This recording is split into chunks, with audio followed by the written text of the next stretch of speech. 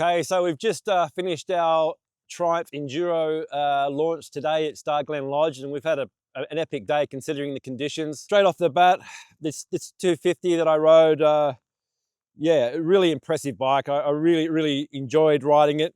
But the question was, you know, how are these Enduro bikes going to cross over from the motocross models with the motocross frame? And you know, after talking to the technicians last night and hearing how they really worked hard developing, you know, the longer swing arm, they dropped the fork down lower than the motocross models.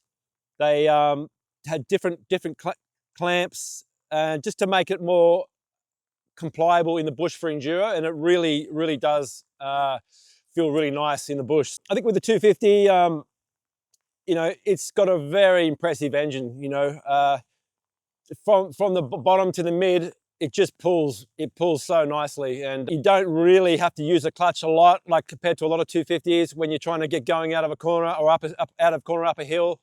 It's really got a strong, nice, smooth pulling engine. You know, rev it past the mid-range, click a gear, it just keeps pulling. Yeah, and using the quick shift was quite handy too. Like when you're going up a really rocky, hilly section where you're hanging on for dear life and you really don't want to be taking your hands off the bars to pull the clutch. You just click the gear with the quick shift, and it just pulls like a train. It's beautiful, nice and smooth. I really like the feel of the bikes. I like the riding position.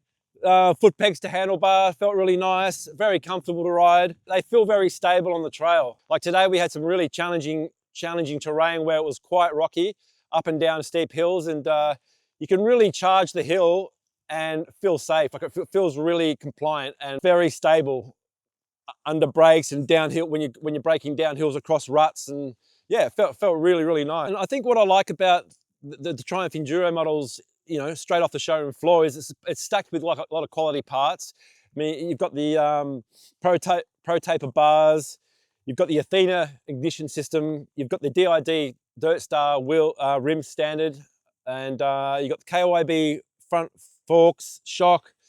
They do come with a lot of quality parts right off the showroom floor. So like you don't have to spend any money on these when you get it. You just grab it off the showroom floor, de-restrict them, and just go. They're, you know, really impressive.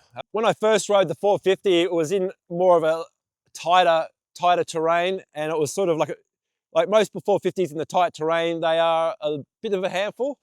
But soon as I got it out on the faster flowing trails, that's where the 450 really comes into its own. For a 450, it feels very agile. It turns really well, and the engine is very, very tractable and very linear. So like you can be in third gear, come down low revs, and just turn the throttle on, and it will just pull nice and smoothly, and you get a lot of traction on the back wheel when you're hitting rough terrain. And yeah, it was very impressive.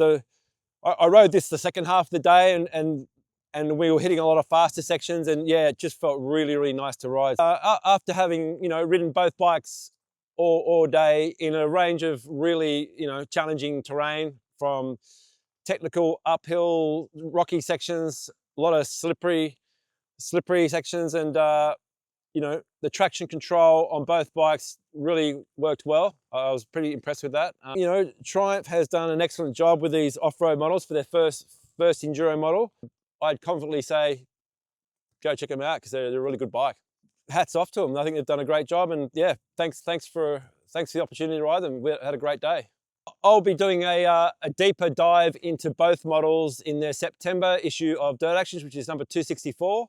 And yeah, look out for it, because we'll have an 8-9 page story on them.